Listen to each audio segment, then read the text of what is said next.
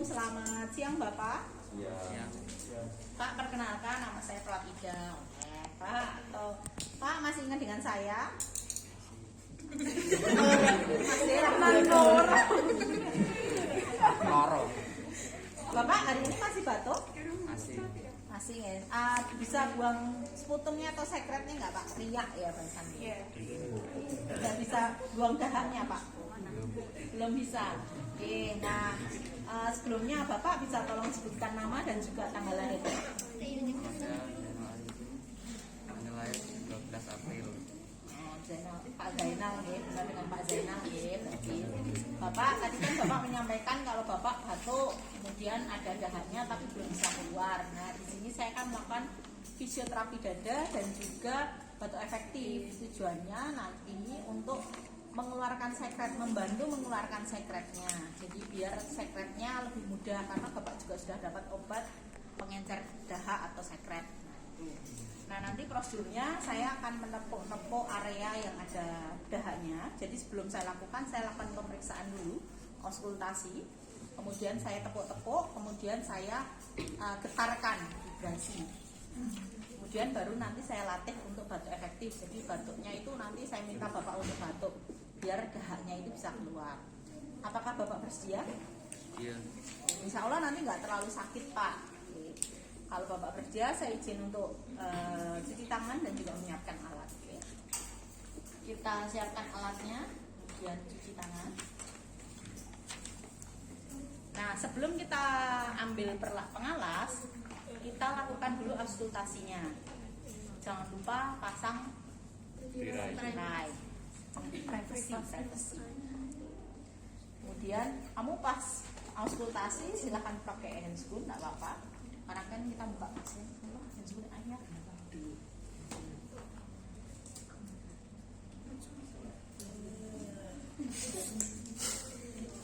Ramah batu belas. Cepat keambil. Oke, baik.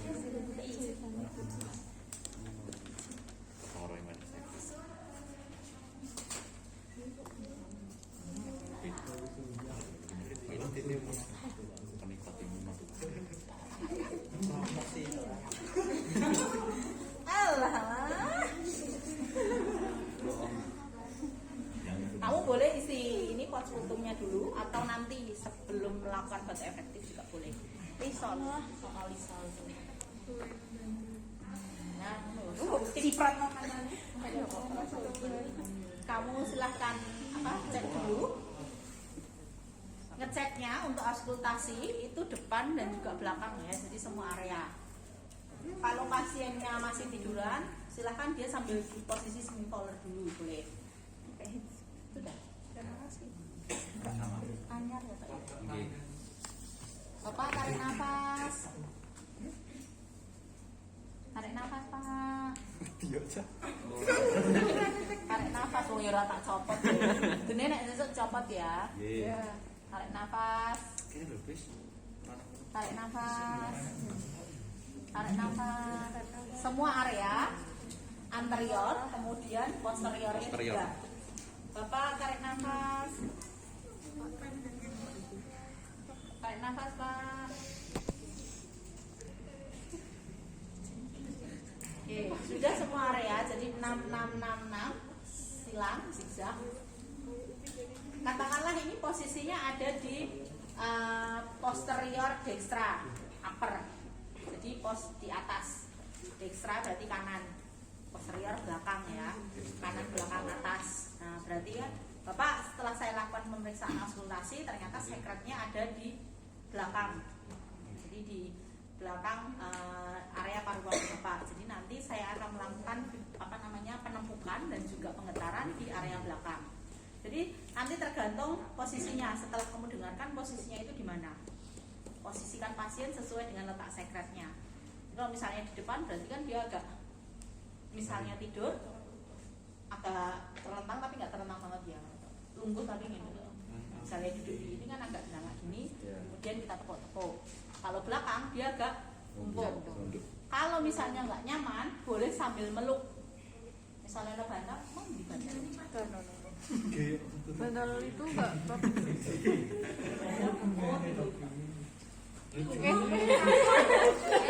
Kalau misalnya dia nggak nyaman, kan bungkuk ini terus nggak enak ya.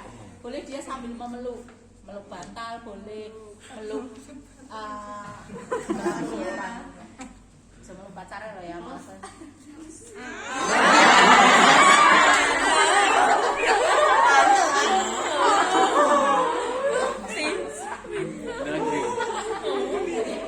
Posisikan sesuai dengan letak sekretnya.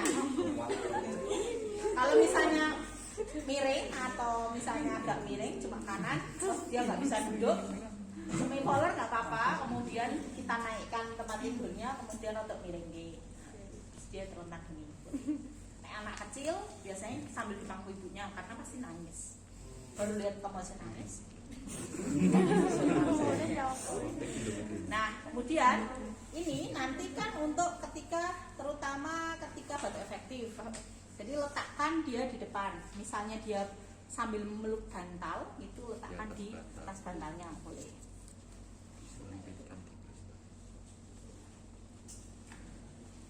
Kemudian ini kita akan lakukan pertama adalah clapping namanya. Clapping.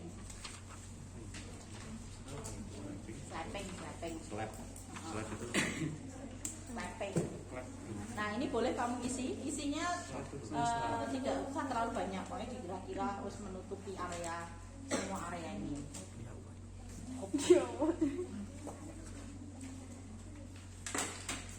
Clappingnya tanganmu ini gini, 5 tanganmu, kemudian agak nekuk gini, ngekop. Nah, clap. Nah, kemudian tekan area kanan ya.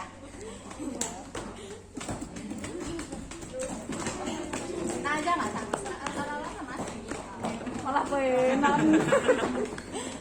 Pojok ini lah ya. Benar, ada nih.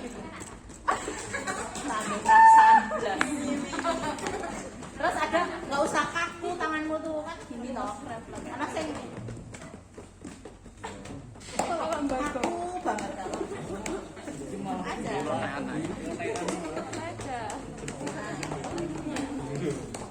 Kurang lebih 1 menit. Kok kira-kira aja. Dadanya ada waktunya ya. Dadanya muni madu. Nah, ini Berapa menit Bu itu? 1.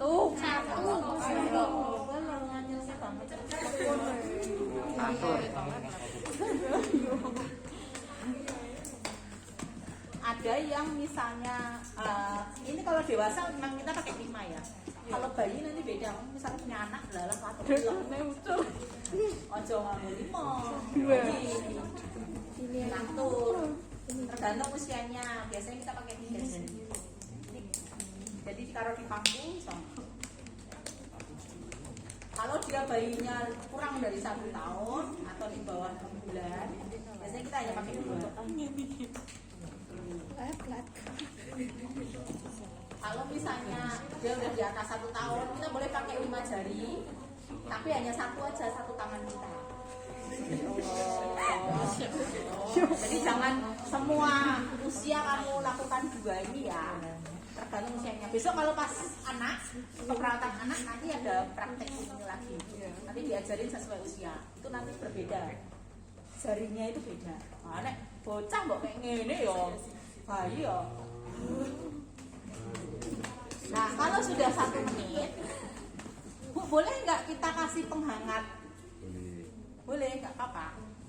Jadi misalnya kayak ini yang kayu putih atau apa, nggak apa-apa. Cuman kalau sesuai SOP itu nggak perlu. Kan saya ono ya, apa oilan, putus-putus, ono gitu. Badewa putus-putus. Dia minyak kayu putih, ono sing aromaterapi, nggak apa-apa. Karena itu bersifat panas, apa ya, menghangatkan, sehingga menghangatkan. Nanti dia akan membuka vasodilatasi. Diharapkan vasodilatasi sehingga sekretnya itu lebih cepat keluar. Yang kita bantu dulu. Nah, kalau ini sudah, clapping sudah kurang lebih 1 menit, dilanjutkan dengan vibrasi, menggetarkan. Getarkan sebanyak 3 kali. Jadi letakkan tanganmu. 2. Bapak tarik nafas. Ketika dia tarik nafas, kemudian menghembuskan, kita menggetarkan.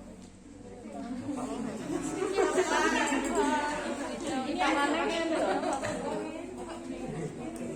tapi ini yang atasnya ada ini. Cuman yang buat getarkan ini hanya untuk. Nah, kalau misalnya termasuk tadi minyakmu kuwi gue membantu ketika kamu vibrasi. Kalau kamu nggak bisa gini, ya gini nggak apa-apa. Kalau dia nggak pakai baju lebih mudah. Dan kalau pakai minyak, pakai oil itu lebih mudah kita menggetarkan. Kalau anak-anak memang lebih baik pakai minyak hangat. Jadi Bapak tarik nafas, hembuskan. Dari atas dari bawah ke atas. Kemudian Bapak tarik nafas, hembuskan. Nah, ketika dia menghembuskan, kita menggetarkan. Ini saya pakai handscoon dan ada bajunya ya, susah. Kalau kita ke kulit lebih enak. Kalau kamu nggak bisa pakai handscoon ketika vibrasi gue handscoon angel, lepas saja nggak apa-apa. Tapi pastikan pasienmu tidak punya penyakit menular ya. Kemudian 1 kali lagi Bapak tarik nafas, hembuskan. Ini perawakmu saya tergentar. Tanganmu. Jadi habis saja. Nah, kalau ini sudah, kemudian kita boleh langsung melakukan batuk efektif, ngajari dia batuk efektif. Jadi fisioterapi dadanya sudah, kita akan melakukan batuk efektif. Bapak, ini kan saya sudah melakukan fisioterapi dada. Sekarang saya mau ngajarin Bapak batuk efektif. Silahkan Bapak pegang ini namanya potskutum atau apa ya? Tempat dahak. Tempat dahak nanti Bapak pegang. Biar pasiennya yang pegang. Kalau kamu yang megang,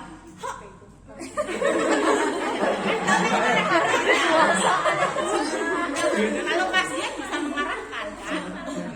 Jadi minta pasiennya untuk megang. Kemudian kita ajarkan Bapak. Saya ajarkan dulu, Bapak nanti ikutin ya. Jadi prosedurnya untuk batuk efektif, silakan Bapak tarik nafas dalam sebanyak 3 kali. 1 tarik, kemudian hembuskan pelan-pelan lewat mulut.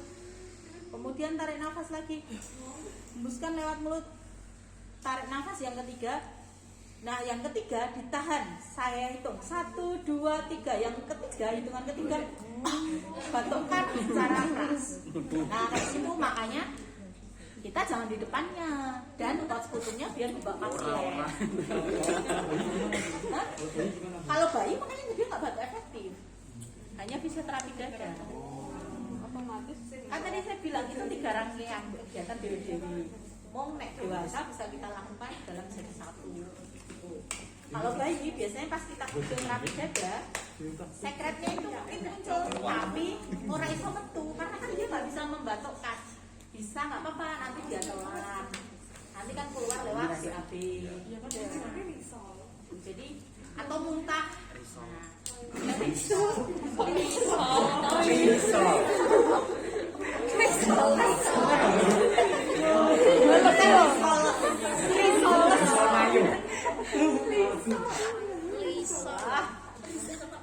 Ini kalau anak atau bayi dia nggak bisa mengeluarkan dahak atau batuk efektif nggak apa-apa, kita fisioterapi dada aja. Kemudian kita posisikan biasanya kayak penghangat fisioterapi, ya itu salah satunya untuk mengejarkan dan memudahkan dia keluar. Kalau dia nggak bisa keluar, Bu, tapi nggak keluar pas saya fisioterapi dada, nggak apa-apa. Kadang dia telan lagi. Nah, nggak apa-apa ketika masuk pencernaan bisa aja dia keluar lewat BAB, kotoran mata. Biasanya lagi flu, anak-anak lagi flu kan dia kotoran matanya itu banyak. Atau mungkin disertai diare. Ada ono sing nggak bisa diare, nggak bisa BAB juga ada.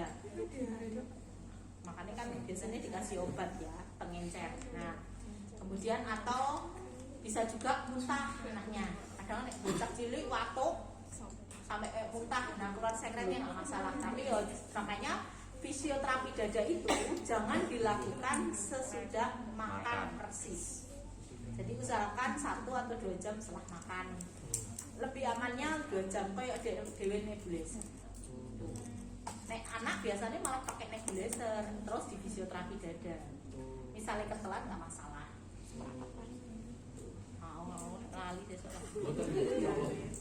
Nah, kemudian sekarang Bapak tadi sudah paham instruksi saya. Silahkan Bapak lakukan. Bapak tarik nafas, hembuskan lewat mulut. Tarik nafas, hembuskan lewat mulut. Tarik nafas Pak, tahan 1, 2, 3, batukkan Pak. Praktek. Jadi batukkan sekuat-kuatnya nggak apa-apa.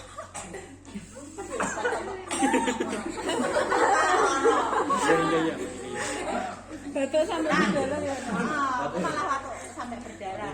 Nah kemudian kalau sudah batuk efektif, kita kasih dia minum air hangat. Bapak silakan minum air hangat. Rada halus sidik, rada halus. Dadaan. Ya minum sendiri enggak apa-apa. Manja sana. Nah, kemudian kita dilatih ono kotorane. Kemudian kalau ini sudah kita bel Bapak ini sudah. Kok kelonnya Sayang udah. Gak ada yang keloni ya.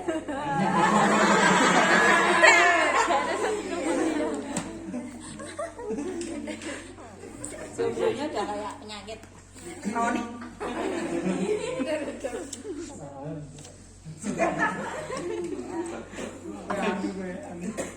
Kita masukkan ke bengkok. Nah ini pos putumnya nanti kita buang. Kalau di rumah sakit kan ada tempat pembuangan sendiri. Khusus putung. Putung. Biasanya malah neng rumah sakit khusus paru atau bangsale paru ada tempat membuang sekret sendiri. Tapi biar nek nggak ada ya kan dia punya tempat gitu ya pembuangan. Maksudnya kayak pencucian alat dia memang dibuang di situ. Tapi nanti kan dia dibersihkan pakai cairan sama CS-nya. Oh, sing ngerti kan CS, tapi sing ngerti ini perawat. Nah nanti karena akan disteril kan atau di alatnya kan nanti akan ada yang ngurusi sendiri CSSD. Kalau ini sudah Bapak tadi sudah saya lakukan fisioterapi dada dan juga batuk efektif. Tadi sekretnya keluar meskipun mungkin belum banyak, nggak apa-apa, kan bisa kita lakukan lagi. Biasanya sehari bisa sampai 3 kali nggak masalah. Kan kalau santai ngono istrinya masaknya pemasangnya apa sih istrinya ronde istri ya. Sale neng omah. Bapak nanti kalau di rumah boleh pulang. Bapak boleh fisioterapi dada sendiri Bu. Lah kalau di rumah kan nggak tahu sekretnya dari mana. Biasanya di fisioterapi dada ada. Kamu misalnya batuk, saya rasa sama tuh, kamu fisioterapi dada sendiri kan Bapak.